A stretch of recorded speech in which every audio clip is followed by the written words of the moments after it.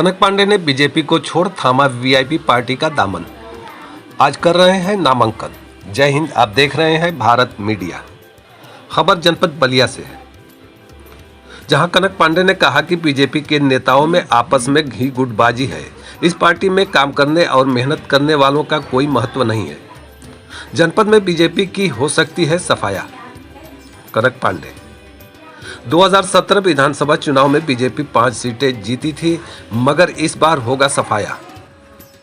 वहीं उन्होंने कहा कि 2022 चुनाव में जिले के बांसडीह विधानसभा सीट पर निषाद पार्टी और बीजेपी पार्टी के प्रत्याशी की हार निश्चित है। उन्होंने आरोप लगाते हुए कहा कि बांसडीह विधानसभा समाजवादी पार्टी के नेता प्रतिपक्ष राम गोविंद चौधरी ने यहां की जनता को धोखा और ठगने का काम किया है। यहां से कई बार रहे नेता प्रतिपक्ष, विधायक और मंत्री रहते हुए क्षेत्र में कोई काम नहीं किए, केवल लखनऊ रहे हैं। उन्होंने कहा कि अगर मैं जीतता हूं तो अधूरे कामों को भी किया जाएगा पूरा। मैं जनता के बीच 5 सालों से सेवा कर रहा हूं।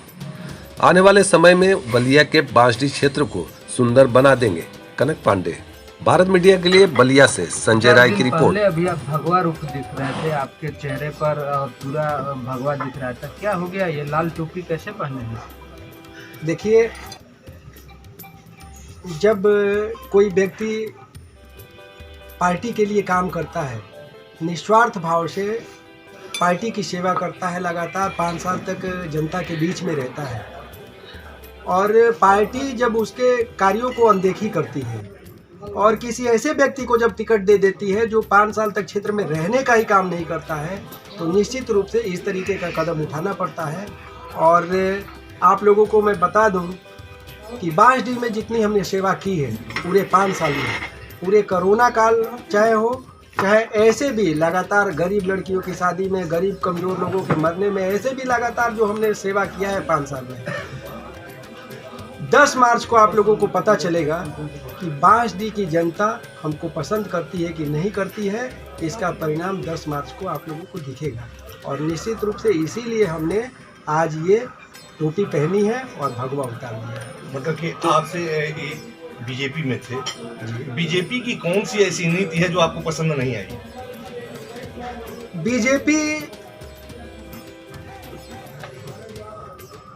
पार्टी के ही लोग नहीं चाहते थे कि हमको टिकट मिले, और जिस तरीके से महाभारत के युद्ध में अभिमन्यु को घेर के मारा गया, उसी तरीके से बांसडीह सीट को व्यक्तिगत एक व्यक्ति को देने के लिए और हमको पूरे चारों तरफ से चक्रव्यूह में घेर के मारा गया। मतलब पार्टी में कोई कमी नहीं है? पार्टी के सारे जितने भी नेता हैं लोग, जो चाहे हमारे जिले के नेता हो और चाहे संगठन के लोग हों, एकदम वो कार्य नहीं देखते, वो केवल ये देखते हैं कि कौन हमारी परिक्रमा करता है। धरातल पे काम करना हमारी पार्टी में जरूरी नहीं है। नेताओं की चारों तरफ परिक्रमा करना और उनकी चाटुकारिता करना, यही पार्टी के लिए बड़ा चीज रहेंगे। इस बार निषाद पार्टी से जुड़ गए हैं, अब मुद्दे क्या रहेंगे? वीआईपी पार्टी से जुड़ चुके हैं, तो क्या मुद्दा रहेगा? निश्चित रूप से बांसडीह विधानसभा क्षेत्र से नहीं, पूरे जिले से मेरा प्रयास रहेगा कि निषाद पार्टी को खत्म करके और यहाँ पे वीआईपी को खड़ा करने का मैं काम करूँगा, और आप लोग देखेंगे कि वीआईपी एक नए जोश के साथ 10 मार्च के बाद बलिया जिले में स्थापित होगी। ये मेरा आप लोगों से वादा है। आपके लिए चुनौती बड़ी है, क्योंकि नेता प्रतिपक्ष सामने है। नेता आधार पर, क्षेत्र में काम करने के आधार पर, लोगों की सेवा करने के आधार पर, और जहाँ तक मैं जानता हूँ जिस तरीके से बांसडीह विधानसभा की उपेक्षा की गई है, पूरे 15-20 सालों के दौरान जो भी नेता वहाँ आया कोई काम नहीं किया है, और बांसडीह विधानसभा क्षेत्र बिल्कुल उपेक्षा का शिकार रहा है।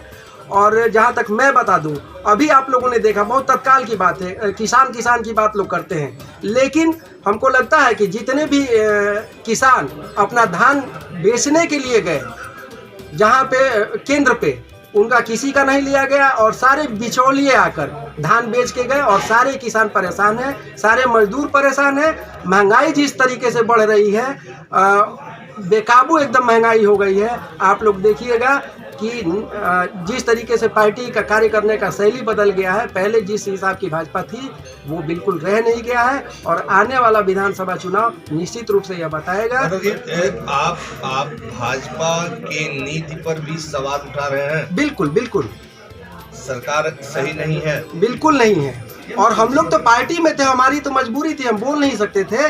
लेकिन जिस तरीके की कार्यशैली है ठीक नहीं है, और ये महंगाई और बेरोजगारी पार्टी को ले डूबेगी। ये और नेताओं की आपसी जो ये है गुटबाजी निश्चित रूप से पार्टी को लेकर नेता प्रतिपक्ष। हाँ, अंतिम सवाल, जिस तरह से आप आज वीआईपी पार्टी ज्वाइन कर ली है, आपके लिए चुनौती ये है कि सीनियर नेता आपके विधानसभा में है, समाजवादी पार्टी के नेता प्रतिपक्ष, कई बार उसी विधानसभा पर विधायक भी रह चुके हैं, कितना चुनौती मानते हैं? देखिए, जो क्षेत्र में काम करता है उसके लिए कोई चुनौती नहीं होती है। मैं तो 2 बार नगर पंचायत भी संभाला मैंने, और मैंने पूरे प्रदेश में रिकॉर्ड भी कायम किया अपने यहाँ से जीत के। और मैं बता दूं कि जो व्यक्ति जनता के बीच में सेवा करता है, जनता के सुख दुख में रहने का काम करता है, उसके लिए कोई भी कार्य चुनौतीपूर्ण नहीं होता है। वो हर चुनौती का सामना करने के लिए तैयार रहता है। और मैं आप लोगों से बता दूं कि मैं हर प्रकार की चुनौती का सामना करने के लिए तैयार हूं, और निश्चित रूप से मैं बांसडीह विधानसभा जीत के आऊँगा और दिखाऊँगा कि सेवा का फल जो कार्य आदमी करता है, जो लोगों की सेवा करता है, वो गरीब जनता का आशीर्वाद, गरीब कमजोर लोगों का आशीर्वाद कितना मिलता है, ये आप लोगों को 10 मार्च को पता चलेगा। बहुत बहुत धन्यवाद। खबरों से जुड़ने के लिए भारत मीडिया को सब्सक्राइब करें, वीडियो को लाइक शेयर करते रहें, नोटिफिकेशन के लिए बेल आइकन को दबा लें। ऐसी ताज़ा खबरों के लिए बने रहें भारत मीडिया के साथ।